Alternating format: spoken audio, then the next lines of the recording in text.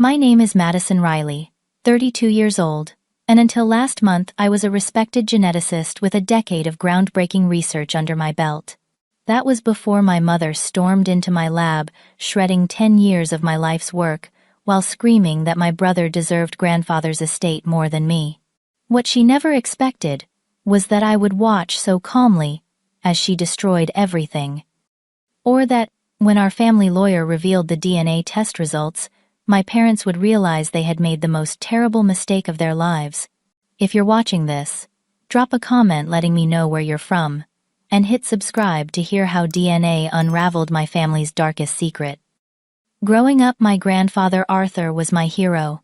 While most kids had pictures of pop stars on their walls, I had a framed photo of him receiving the National Science Foundation Award for his contributions to biochemistry.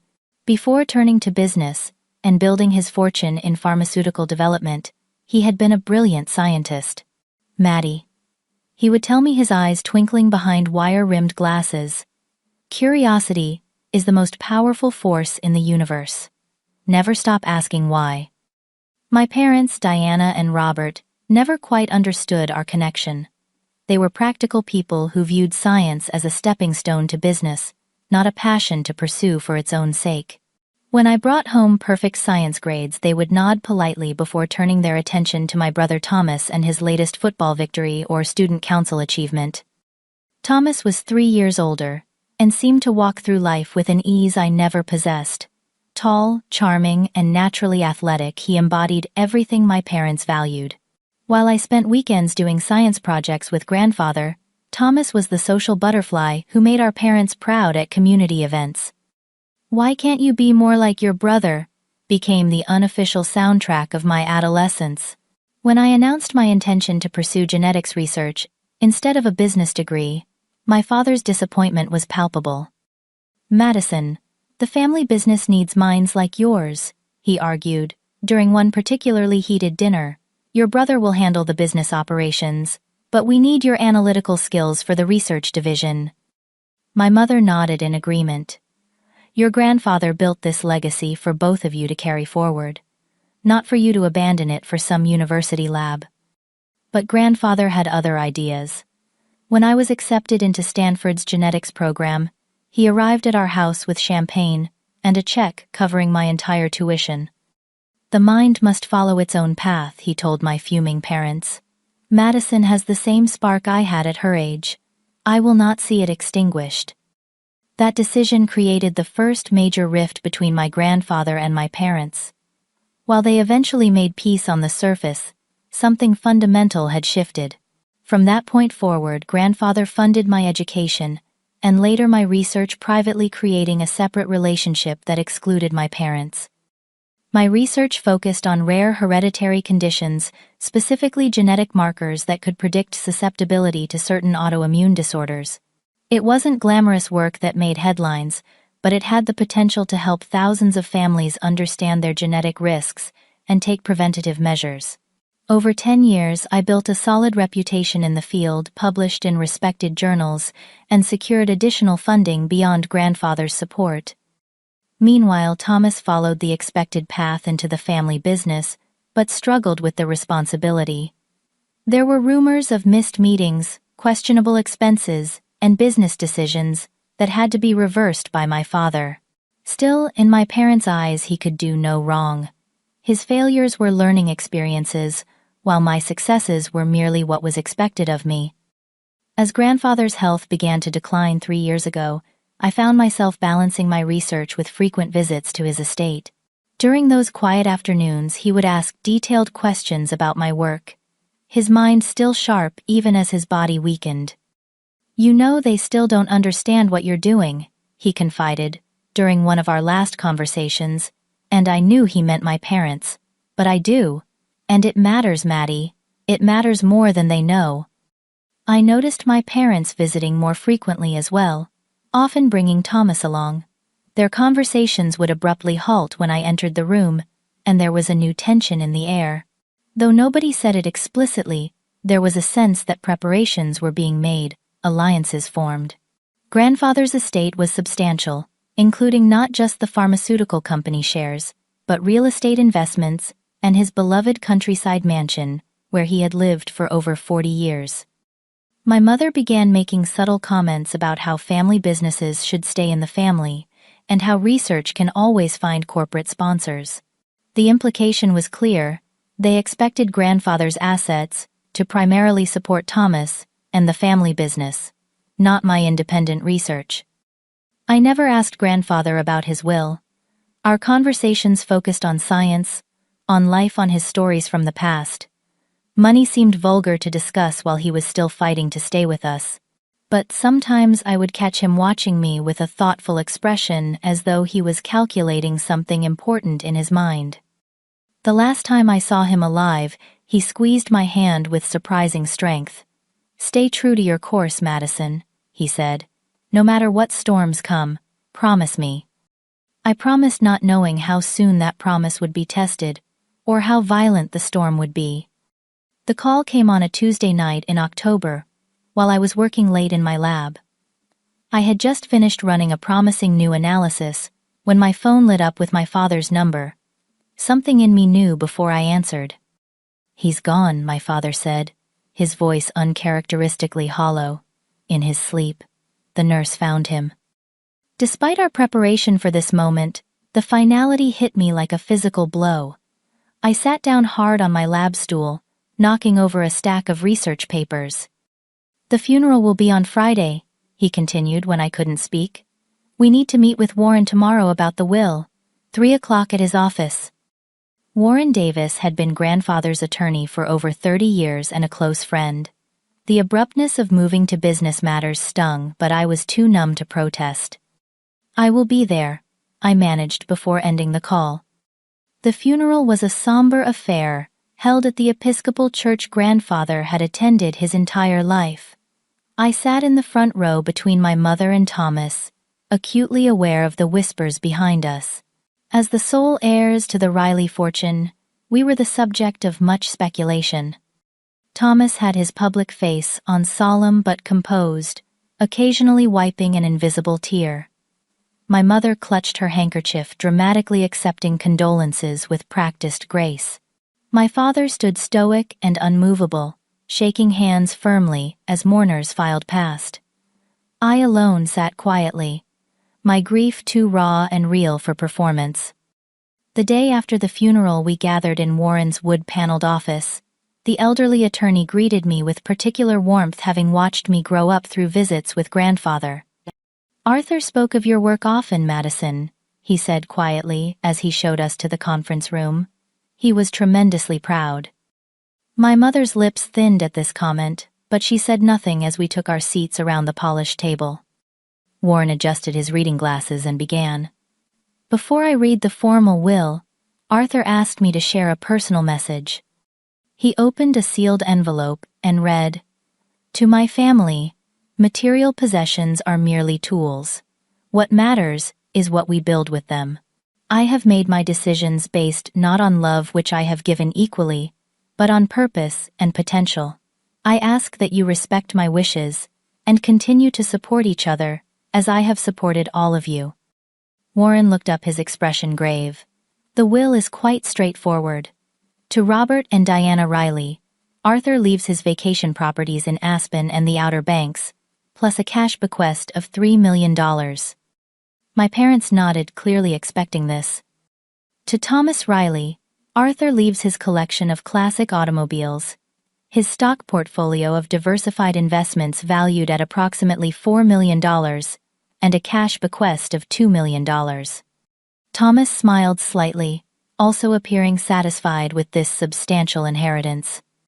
The remainder of the estate, Warren continued, including the primary residence, the controlling interest in Riley Pharmaceuticals, all intellectual property and patents, and the remaining liquid assets and investments, Arthur leaves to his granddaughter Madison Riley, with the expressed hope that she will use these resources to continue her scientific research for the betterment of humanity.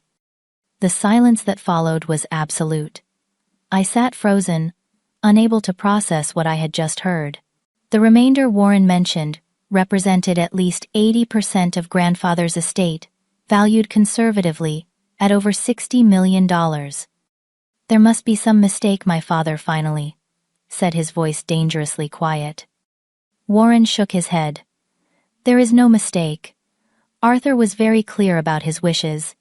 He updated this will just 3 months ago, with full legal capacity verified by 2 independent physicians. This is absurd. My mother's voice rose sharply. Madison has abandoned the family business to work on her pet projects. Thomas is the one who has stood by the company, who understands what Arthur built. Warren remained professional, but firm. Mrs. Riley, your father-in-law's decisions are legally binding. He specifically mentioned that Madison's research represents the kind of innovation that built Riley Pharmaceuticals in the first place. Thomas, who had been silently staring at the table, finally looked up at me. There was something unfamiliar in his expression, something beyond anger or disappointment. It looked almost like fear. Madison can sign over the company shares, he said, attempting to sound reasonable. She has no interest in running a pharmaceutical company. I found my voice at last. I need time to think. This is unexpected. There's nothing to think about. My mother's voice had taken on a shrill quality I'd never heard before. This is a mistake that needs to be corrected immediately. Warren intervened. I suggest everyone take some time to process this information. The assets will not be distributed for 30 days, regardless, as is standard procedure. As we left the office, my father gripped my arm in the hallway. We need to discuss this as a family. Tonight. I gently removed his hand. Not tonight. I need to get back to the lab. We can talk tomorrow. Madison. My mother's voice echoed in the hallway, causing heads to turn. Do not walk away from this. But I did walk away, back to the sanctuary of my lab, where things made sense, where evidence and logic prevailed over emotion and expectation. I knew the storm was coming, but I needed space to prepare for it. I texted my parents later that evening. I understand you're upset. I'm still processing everything too. Let's meet this weekend when everyone has had time to think clearly. Their response came immediately. This is not acceptable. Family meeting. Our house.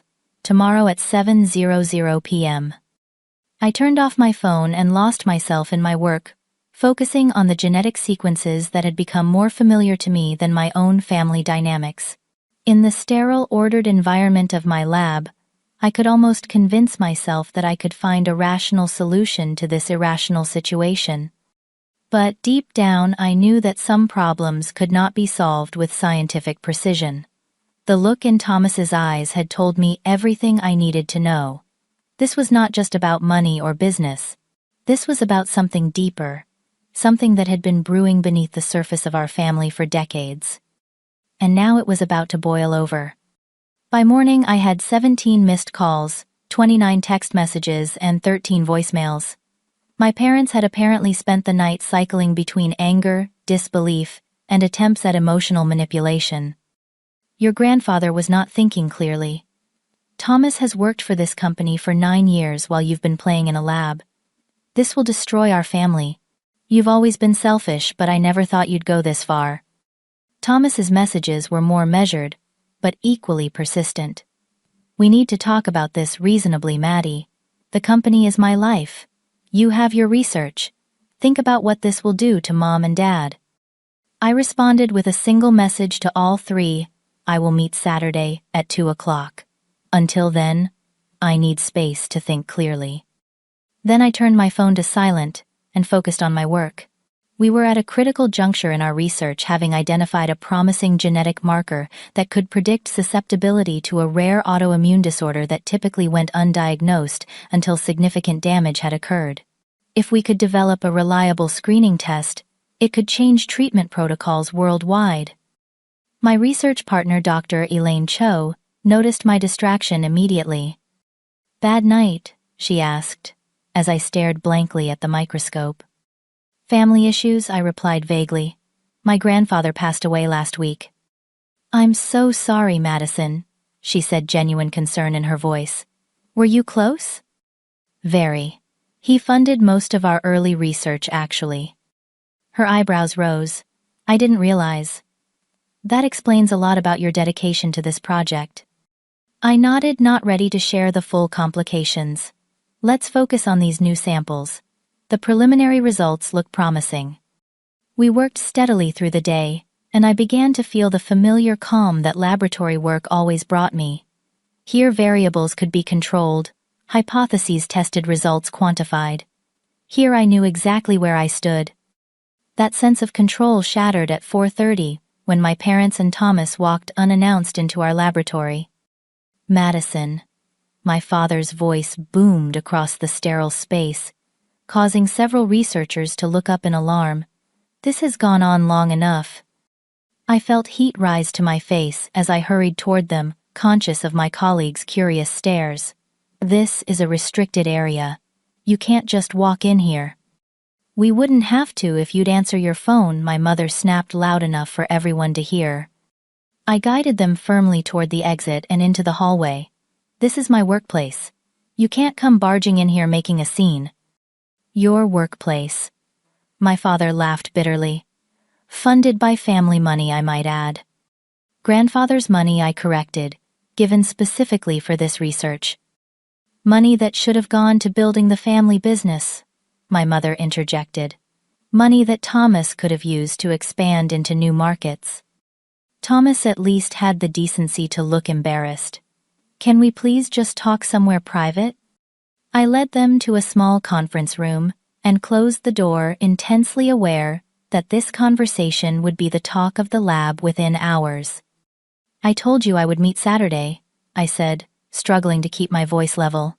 This behavior is completely inappropriate. What's inappropriate is you refusing to discuss this, like an adult, my father countered. The future of our family business is at stake. A business I have never been part of, I reminded him. By your choice, not mine. That's not fair, Thomas interjected. You chose to leave. Because I was never given a real place there, I said. Dad made it clear the research division would always be under his control. I would just be a name on the door to impress the board. That's ancient history, my mother dismissed, with a wave of her hand. What matters now is doing what's right for the family. Your grandfather made a mistake. A mistake that coincidentally leaves me with control of the company. He was trying to force you back into the fold, my father insisted. He knew you'd have to engage with the business if you inherited it. I shook my head. That's not what the will said. He specifically mentioned supporting my research. Research that could benefit Riley Pharmaceuticals, Thomas pointed out. Under my leadership with your scientific input. The conversation circled for another 20 minutes, with the same arguments repeated in increasingly hostile tones. My mother's face grew flushed with anger. My father's voice became louder, and Thomas alternated between reasonable appeals and thinly veiled threats about what this would do to the family name. Finally, I stood up. I have work to finish. As I said, we can discuss this Saturday. If you walk out that door, my mother said, her voice shaking, you're choosing your precious research over your family. I looked at her directly. No, Mother. I'm choosing to honor Grandfather's wishes and the work he believed in. I'm sorry if that disappoints you. As I turned to leave, Thomas called after me. People are already talking. Maddie, cousins, aunts, uncles, family, friends. They're saying you manipulated him when he was vulnerable. Is that the reputation you want? The accusation stung more than I wanted to admit. Grandfather and I had always been close, but the idea that I would exploit that relationship for financial gain was deeply offensive. Spread whatever rumors you want, I said quietly. The truth will stand on its own. Back in the lab, I could feel my colleagues' curious glances. Dr. Cho approached cautiously. Everything okay? I took a deep breath. Family disagreement about my grandfather's estate. Nothing that should affect our work. She nodded, though her expression remained concerned. For what it's worth, we all know how dedicated you are to this research. No one who works with you would ever question your motives. Her support meant more than she could know, especially as my phone continued to vibrate with messages from extended family members and old family friends.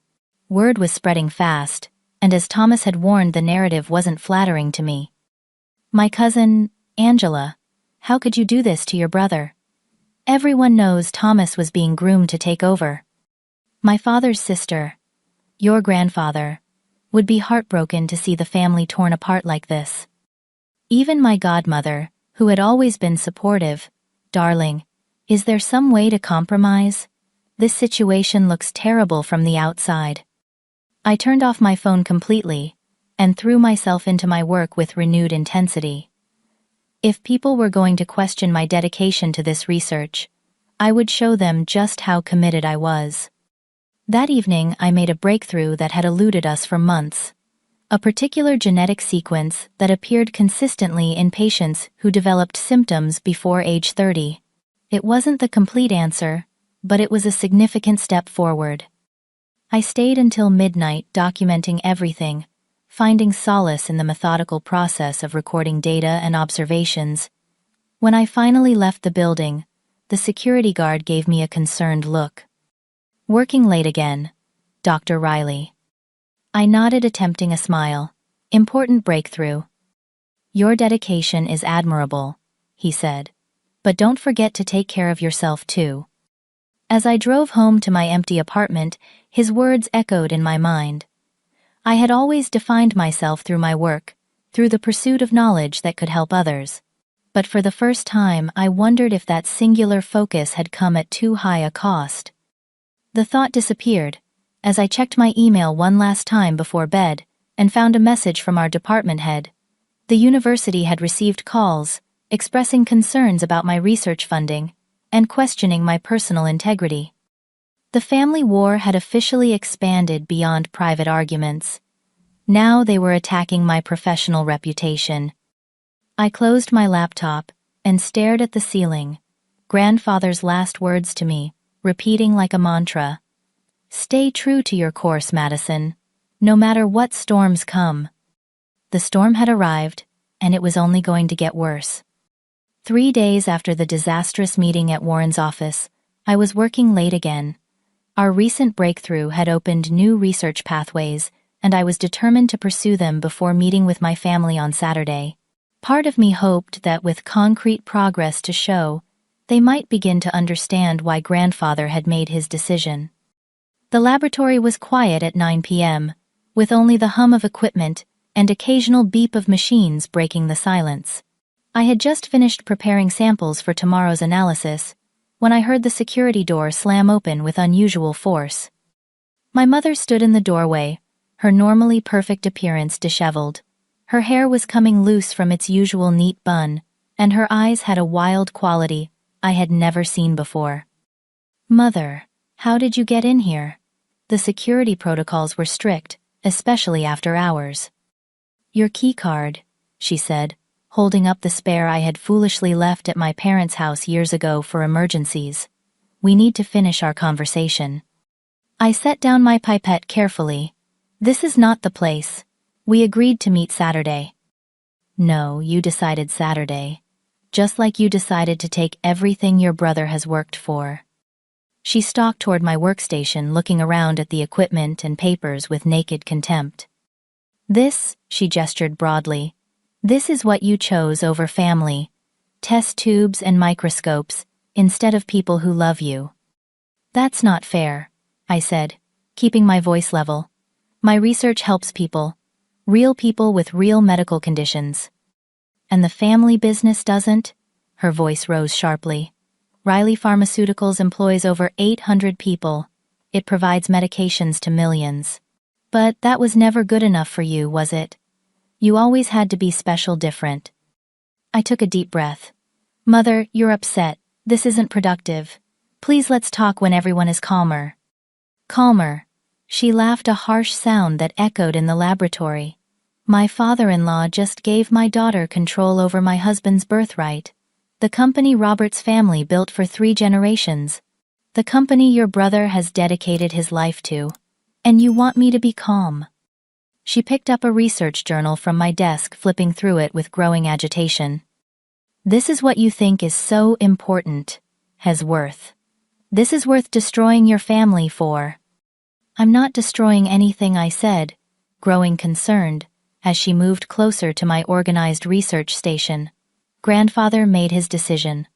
I had nothing to do with it. Nothing to do with it. Her voice rose to a shout.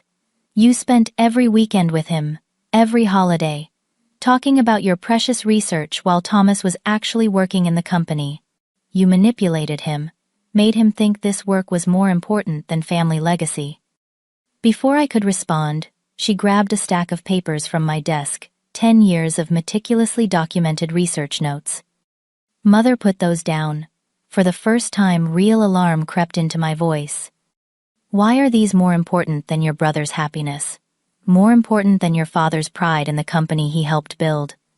And then, with a swift motion that I would replay in my mind for months afterward, she began tearing the papers to shreds, throwing the pieces into the air with a terrible keening sound that was half sob, half scream. Your brother deserves grandfather's estate more than you.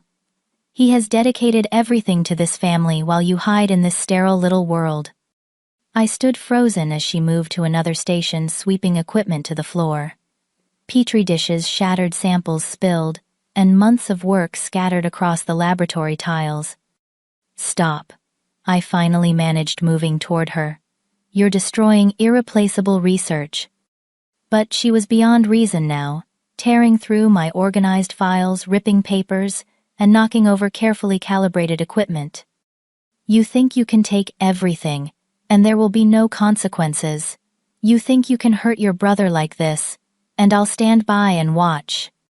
What surprised me most, what would later surprise everyone who heard the story, was my own reaction. As my mother tore through 10 years of my life's work, I felt an unexpected calm settle over me.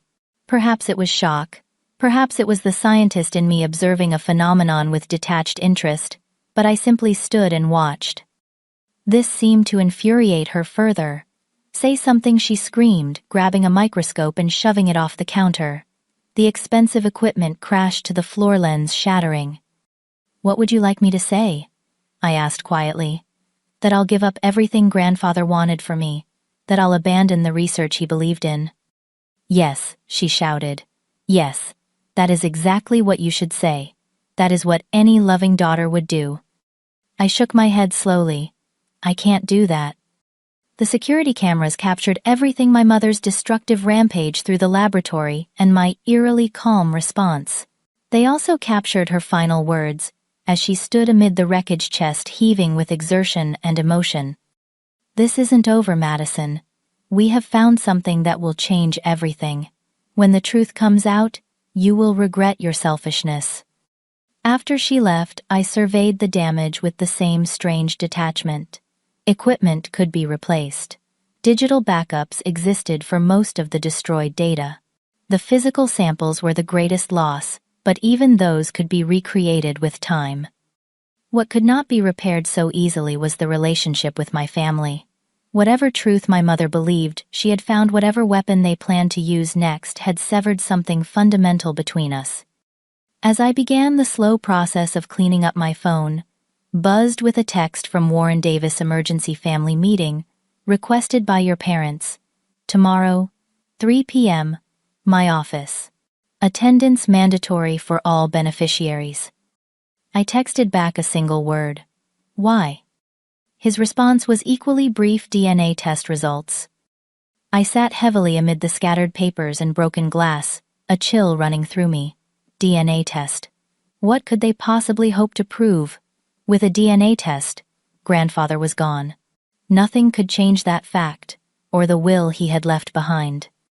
Unless they were trying to prove I wasn't really his granddaughter. The thought was so absurd that I nearly laughed out loud. I had inherited grandfather's distinctive gray-blue eyes, his left-handedness, even his unusual aptitude for molecular visualization. There had never been any question of our biological connection. Yet as I continued cleaning the laboratory, a nagging doubt began to form. My mother's final words echoed in my mind. We have found something that will change everything. What could they possibly have discovered? And why were they so confident it would change the outcome of grandfather's will? For the first time since this ordeal began, I felt a flicker of genuine fear, not for the inheritance which had never been my primary concern, but for what this mysterious truth might mean for the family I thought I knew. Warren Davis's office felt colder than I remembered as I took a seat at the conference table the following afternoon. My parents and Thomas had arrived before me and sat together on one side, a united front. Warren himself looked troubled, his usual professional demeanor strained around the edges. "Thank you all for coming on such short notice," he began shuffling papers before him. "I understand that Robert and Diana have requested this meeting to present new information they believe is relevant to Arthur's will." My father cleared his throat. "Yes, we have evidence that will significantly impact the distribution of assets." Warren nodded. "Before we proceed, I should note that Arthur's will is legally binding and quite specific. New information would need to be extremely compelling to warrant any reconsideration." "Oh, it is compelling," my mother said, her voice carrying the same brittle edge I had heard in the laboratory. "It changes everything." Warren turned to me. "Madison, are you prepared to hear this information? You have the right to legal representation." "I have nothing to hide," I said more calmly than I felt. "Please continue." My father placed a sealed envelope on the table. "We ordered a DNA test." Warren frowned.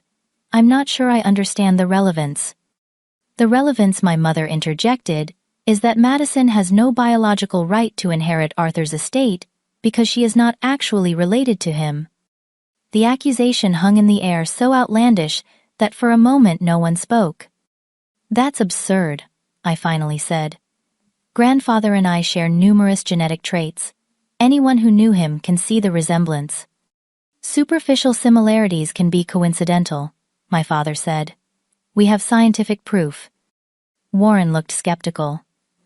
"May I ask how you obtained DNA samples for this test?"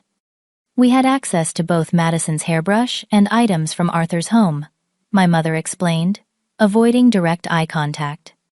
"So, without consent," Warren noted, "I should inform you that evidence obtained without proper permission is generally inadmissible."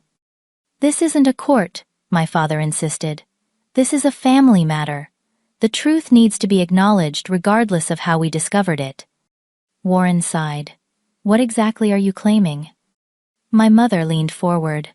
"We're claiming that Madison is not biologically related to Arthur Riley and therefore has no right to inherit the majority of his estate, which should rightfully go to his actual blood relative, Thomas."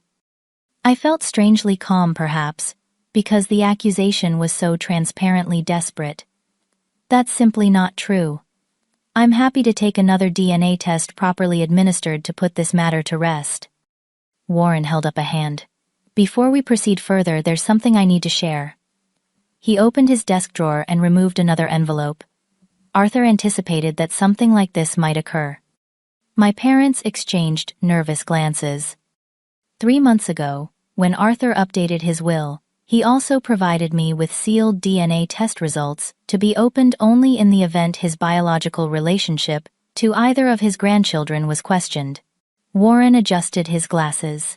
He was very specific about this provision. "That's not possible," my father said, his confidence visibly wavering. He had no reason to suspect anything. Warren continued, as if he hadn't spoken.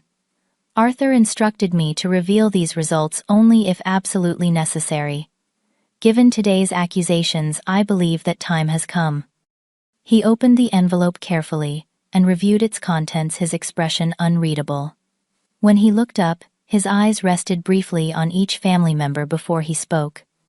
"According to these results, which were processed by an independent laboratory with proper chain of custody documentation, Madison is indeed Arthur's biological granddaughter, sharing the expected percentage of DNA markers." My mother's face paled. "And Thomas?" Warren hesitated, genuine regret in his eyes.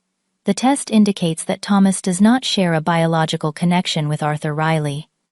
The silence that followed was absolute. I felt as though all the air had been sucked from the room. Thomas sat perfectly still, his expression frozen in disbelief. "That's impossible," my father finally whispered. "There must be some mistake." "The testing was comprehensive," Warren replied gently. "Arthur had the results verified by 2 separate laboratories." My mother's hands trembled as she reached for her purse. "This is a trick. Some kind of manipulation."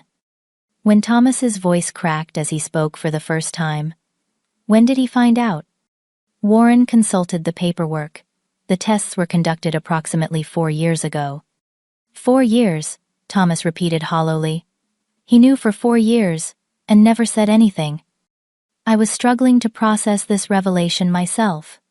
Grandfather had known Thomas wasn't biologically related to him for 4 years yet, had maintained their relationship without ever revealing this knowledge. He had continued to support Thomas to include him in family gatherings to treat him as his grandson. "There's a letter," Warren said, removing a sealed envelope from the file. Arthur asked that it be read if this situation arose. He opened it carefully and began to read. "To my family. If Warren is reading this letter, then the secret I hoped would remain buried has come to light. First and foremost, I want Thomas to know that you have been my grandson in every way that matters. Biology is merely science.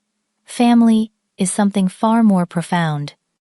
I discovered the truth accidentally, through routine genetic testing I underwent for a research study. My curiosity and scientific mind led me to investigate further, confirming what I had inadvertently learned. I chose to keep this knowledge to myself because I saw no benefit in disrupting the family with this revelation. Robert and Diana, I do not know the circumstances surrounding Thomas's birth, nor do I wish to. That is your private matter. I never judged you for it, and my love for all of you remained unchanged. My decisions regarding my estate were made with full knowledge of these biological facts, but they were not based on them. They were based on my assessment of character, purpose, and the potential for my legacy to continue making a positive difference in the world. Madison, your scientific mind and compassionate heart represent the best of who I tried to be. Thomas, your charisma and social intelligence are remarkable gifts that will serve you well if directed wisely. I hope that even in my absence, you can find a way forward as a family with honesty and mutual respect, replacing secrets and resentment. With enduring love, Arthur Riley. By the time Warren finished reading, my mother was quietly sobbing, her face buried in her hands. My father sat rigidly staring at a fixed point on the wall. Thomas looked utterly lost, a man whose entire identity had just been called into question. And I felt nothing but sadness, not triumph, not vindication, just profound sadness for the secrets that had poisoned our family from within. I think Warren said gently that everyone needs time to process this information. The legal standing of Arthur's will remains unchanged, but perhaps the more important matter now is how your family will move forward from here. Thomas stood abruptly. "I need some air." He walked out without looking at any of us, the door closing quietly behind him. My father finally turned to my mother. "Diana, is this true?" She couldn't meet his eyes. "Not here," she whispered. "Please, not here." I stood as well. I should go. Madison, Warren called as I reached the door. "Arthur wanted you to have this regardless of how today unfolded." He handed me a small key. "It opens his private study at the estate. He said you would know what to do with what you find there." I nodded, unable to speak past the lump in my throat, and left my parents sitting in the broken remains of the family narrative we had all believed for so long. Outside, I found Thomas sitting on a bench in the small garden behind Warren's office building. Without a word, I sat beside him, maintaining a respectful distance. After several minutes of silence, he spoke. "Did you know?" "No," I answered honestly. "I had no idea." He nodded slightly, accepting this truth. 32 years believing one thing, and in 5 minutes everything changes. "Not everything," I said softly. "Grandfather loved you. That was real." "Was it?" Thomas asked, genuine anguish in his voice. "Or was I just an obligation? A secret He kept out of courtesy. You read his letter. He considered you his grandson regardless of biology. Thomas laughed bitterly. Easy to say when you're the one who gets everything. The inheritance was never about DNA, I insisted. It was about his vision for the future, about what we would do with his legacy. And he thought your work was more valuable than mine. The hurt in his voice was palpable. No, I said carefully. I think he believed my work needed his protection more than yours did. You have Mom and Dad's unwavering support. My research has always been vulnerable. We sat in silence for another long moment before Thomas stood. I need to talk to them, he said. I need to know the truth about where I came from. I nodded. I understand. As he turned to leave, he paused. Madison, I'm sorry about your lab. What Mom did, that wasn't right. It was a small olive branch, but in that moment it felt monumental. Thank you, I said simply. I watched him walk back into the building, his shoulders set in determination before I pulled out my phone to call a cab. There was a private study waiting for me, and perhaps within it, the final pieces of my grandfather's puzzle. The key Warren had given me opened more than just grandfather's private study. It opened the door to a past my family had carefully concealed for over 3 decades. Inside the wood-paneled room, everything remained exactly as grandfather had left it. Books precisely arranged on shelves, papers organized in neat stacks, photographs displayed in simple silver frames. It was these photographs that drew my attention first. Among the familiar family portraits was one I had never seen before, a much younger version of my father standing beside a woman who was definitely not my mother. They were smiling, arms around each other with the Alps visible in the background. On the back, written in grandfather's precise handwriting, Robert and Catherine Interlaken, 1989. I carefully opened the desk drawers, finding more photographs, letters, and finally a leather-bound journal with my name written on the first page. For Madison, when the time comes. The journal contained grandfather's private thoughts recorded over decades. I sat in his leather chair and began to read, piecing together the family history that had been hidden from me. Robert had been married briefly in his 20s to a woman named Catherine. They had separated after 3 years, but before the divorce was finalized, Catherine discovered she was pregnant. She gave birth to Thomas, but struggled with postpartum depression and substance abuse. When Thomas was just 18 months old, Catherine had agreed to give Robert full custody. Shortly after, Robert had met Diana, and they married quickly. Diana had adopted Thomas legally, and they had agreed to never speak of his biological mother. A year later, I was born, and the narrative of our perfect family was firmly established.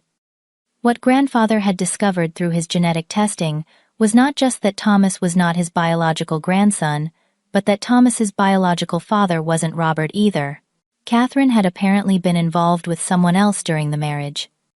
The journal detailed grandfather's struggle with this knowledge, his initial shock and disappointment, his consideration of whether to reveal the truth, his ultimate decision that family bonds transcended genetics. Thomas is my grandson in all the ways that matter, he had written. I have watched him grow, guided his steps, celebrated his achievements. DNA cannot dictate the heart. Yet his concerns about Thomas's character emerged in later entries. Notes about questionable business decisions, reports from colleagues, about Thomas's behavior, observations of his sense of entitlement. Not condemnations, but worries from a man who had built his legacy through hard work and integrity. By contrast, his entries about my research were filled with pride and hope. He had followed my publications, understood the implications of my work in a way my parents never had, and believed in its potential to help countless people. His final entry, dated just weeks before his death, read, I have made my decision with clear eyes and a full heart.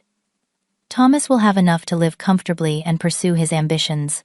Madison will have what she needs to continue work that might change the world. Some will call this unfair. Perhaps it is.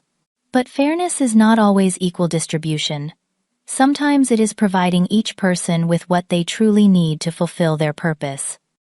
I closed the journal, overwhelmed by the weight of these revelations and the responsibility grandfather had placed on my shoulders. For hours, I sat in his study absorbing everything I had learned and considering what came next. The following morning, I drove to my parents' house, the journal securely in my bag. I found them in the kitchen looking exhausted and defeated. Thomas sat opposite them, his expression unreadable. "Madison," my mother began, her voice hollow. "We weren't expecting you." "I thought we should talk," I said simply, all of us with complete honesty for once. Thomas nodded slightly. "They told me everything last night." My father couldn't meet my eyes. "There's no excuse for the deception. We thought we were protecting the family." "By building it on lies," I asked, not unkindly. "We never intended for it to go this far," my mother said. "When Catherine abandoned Thomas, he needed stability, a mother. I loved him immediately. The adoption was legal, but we wanted him to feel fully part of the family." "So you erased his biological mother completely," I observed. Thomas laughed bitterly. "Apparently she wasn't who they claimed either. Dad thought she was seeing someone behind his back. That's why they separated." I didn't know for certain until the DNA test, my father admitted. But I had suspicions. It didn't matter. Thomas was my son from the moment I held him. I looked at my brother, seeing him truly for perhaps the first time. Not as the golden child who had always received preferential treatment, but as someone who had unknowingly lived a lie his entire life. "Are you okay?" I asked him directly. He shrugged. "I don't know what I am anymore. Not a Riley by blood. Not even my father's son biologically. Definitely not the rightful heir to grandfather's company." There was bitterness in his voice, but also genuine confusion. "Grandfather didn't see it that way," I said, pulling out the journal. "He left this for me to find. He considered you his grandson regardless of biology. He loved you, Thomas." "But not enough to trust me with his legacy," Thomas countered. "That wasn't about love," I explained carefully. "It was about purpose, about what we would do with what he left us." My father looked up sharply. "What are you saying?" "I'm saying that grandfather made his decision based on character and vision, not DNA. And after everything that's happened, I need to make mine the same way." I turned to Thomas directly.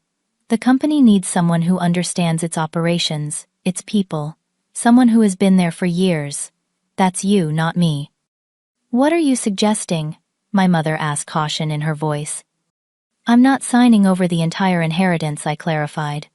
"Grandfather wanted my research protected, and I intend to honor that.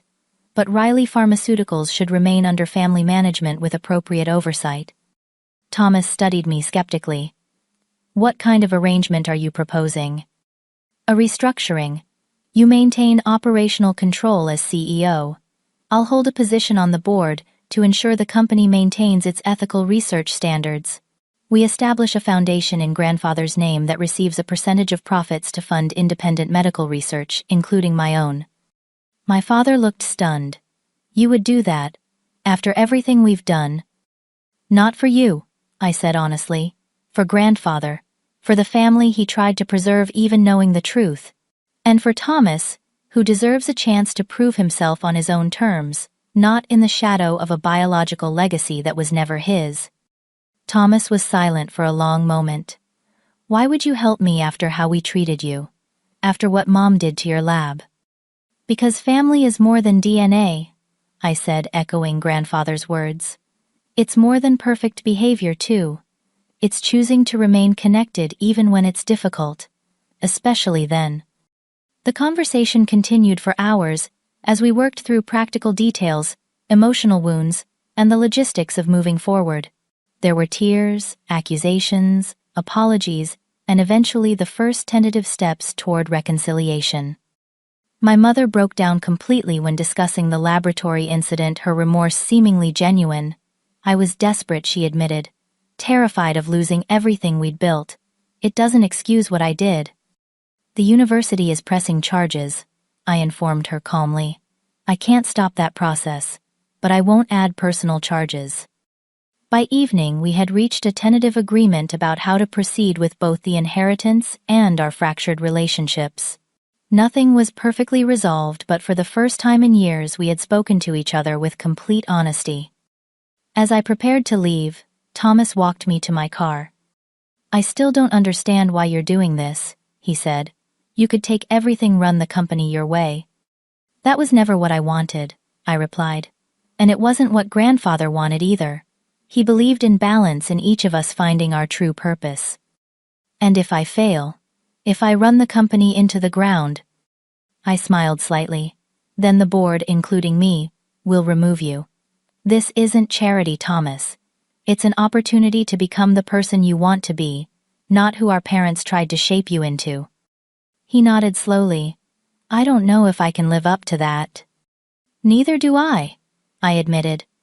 "But grandfather believed we both had potential worth investing in. That's something, isn't it?" As I drove away, I felt lighter than I had in weeks. The road ahead would be challenging, filled with legal complexities and emotional minefields. But for the first time since grandfather's death, I could see a path forward that honored his true legacy, not the money or the company, but his belief in the power of truth and the possibility of redemption. 6 months after the DNA test revelation that shattered our family's foundation, I stood in my new laboratory, watching as technicians installed state-of-the-art genetic sequencing equipment. The space was 3 times larger than my previous lab, with dedicated areas for each phase of our research and comfortable offices for my expanding team. The Arthur Riley Foundation for Genetic Research, established with 30% of my inheritance, had already gained recognition in the scientific community. We had secured additional funding from the National Institutes of Health, based on our preliminary results, and 2 pharmaceutical companies were interested in developing screening tests based on our findings.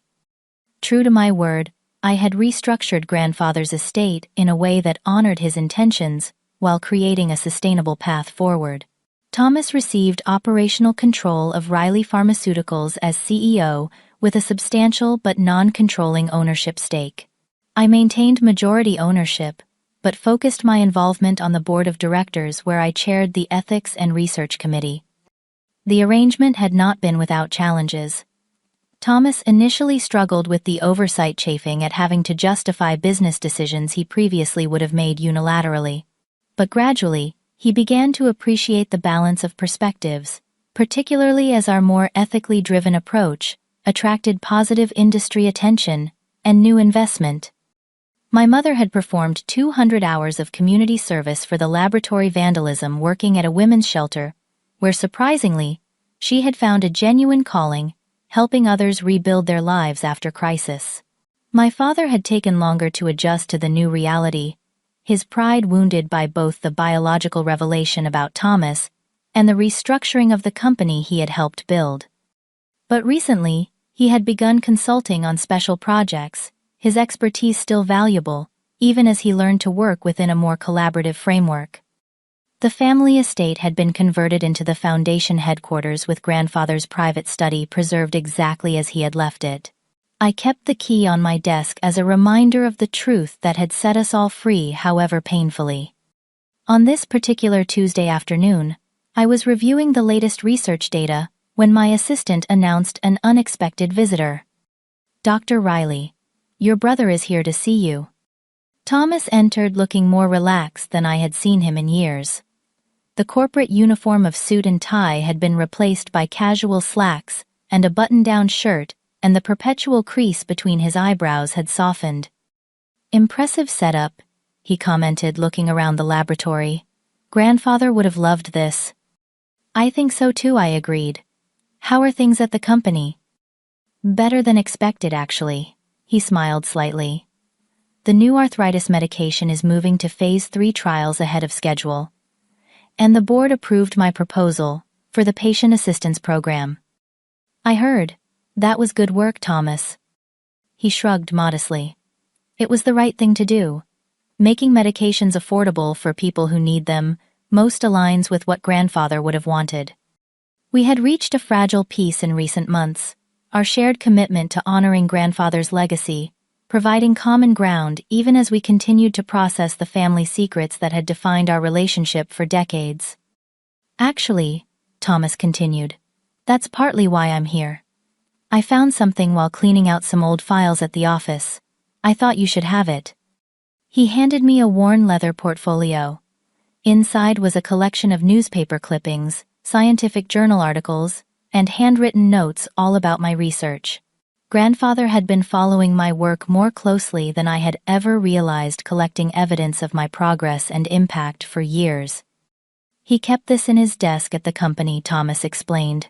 I don't think anyone else knew about it. I traced my finger over grandfather's familiar handwriting, in the margins thoughtful questions, connections to broader scientific principles, occasional expressions of pride. Thank you for bringing this, I said, genuinely moved. Thomas nodded. I've been doing a lot of thinking about truth lately, about how much energy we all spent maintaining lies instead of just living honestly. It's never too late to start, I offered. That's the other reason I came by. He took a deep breath. I've been in contact with Catherine, my biological mother. This was unexpected. How did you find her?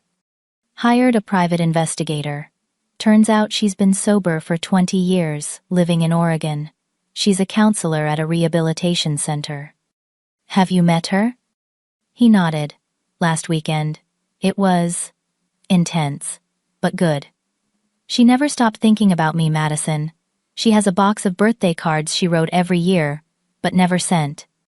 I could see the emotion in his eyes, the complex mix of grief for lost time and hope for a new connection. She wants to meet the whole family eventually, he continued. Even Mom and Dad. She says she's let go of the anger long ago. That's incredibly generous of her. More generous than we deserve, he acknowledged. But that's the thing I've learned through all this. Holding on to resentment only hurts yourself in the end. His words reminded me of something grandfather had written in his journal. Forgiveness is not absolution for others. It is freedom for oneself. How are Mom and Dad taking the news? I asked. Dad is processing. Mom is actually the one who suggested a family dinner with Catherine when she's ready. Says it's time to stop running from the past. I smiled. Sounds like we're all growing up finally. Better late than never, Thomas agreed. As we walked through the laboratory, I showed him our latest projects, explaining the potential applications in terms he could understand. For the first time in our adult lives, he seemed genuinely interested in my work, asking thoughtful questions and offering perspectives from the pharmaceutical development side. You know, he said as we finished the tour, I always resented your relationship with grandfather. I thought he favored you because you were more like him, because you shared his interest in science. And now? Now I think he saw something in both of us. Different strengths, different purposes. He just wanted us to be our best selves, not copies of him or our parents. I nodded. I think that's exactly what he wanted. As Thomas prepared to leave, he hesitated at the door. The company is hosting a benefit next month for rare disease research. Would you consider being the keynote speaker? Talk about your work and the foundation. I'd be honored, I said sincerely. After he left, I returned to grandfather's portfolio, reading through his collected observations of my career. On the final page was a note he had written just weeks before his death. Madison has surpassed all my expectations. Her work stands on its own merits, now no longer in need of my protection. But the world still needs minds like hers to be free to pursue truth without constraint. My final gift to her will be this freedom, and my final gift to Thomas will be the opportunity to become the man I know he can be, once freed from the shadow of expectations not truly meant for him. May they both forgive an old man's secrecy, and understand it came from love. 6 months ago, I had watched in eerie calm as my mother destroyed my laboratory, believing she was dismantling my life's work. I couldn't have imagined then that her destructive act would ultimately lead to rebuilding something stronger. Not just my research program, but our family itself. The truth had indeed set us free, though not in the way any of us had anticipated.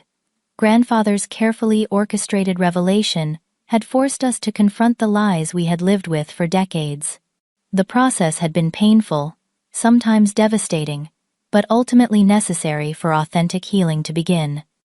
As I looked around my new laboratory at the dedicated researchers, working toward discoveries that might change countless lives, I felt grandfather's presence more strongly than ever. Not as a ghost or a memory, but as a living legacy continued through purpose and truth. Have you ever discovered a family secret that changed everything you thought you knew? How did you handle it? I would love to hear your stories in the comments.